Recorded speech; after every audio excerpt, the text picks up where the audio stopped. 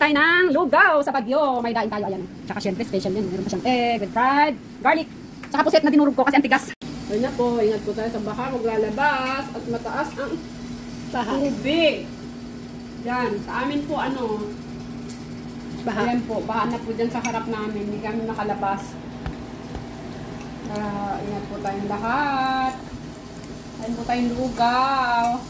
Si Joyce, nakadalawang mangkok na. At kumain ng ganitong mainit na lugaw. Ganitong tagbagyo. So, kain na tayo ng lugaw.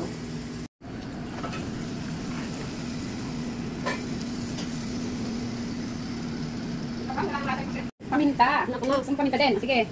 Uy, gusto pa lang niya. Gusto mo pa? Lagyan mo pa. Okay. Yan. Lemang ko tayo itlog. Anong itlog eh? Isang itlog lang. Okay.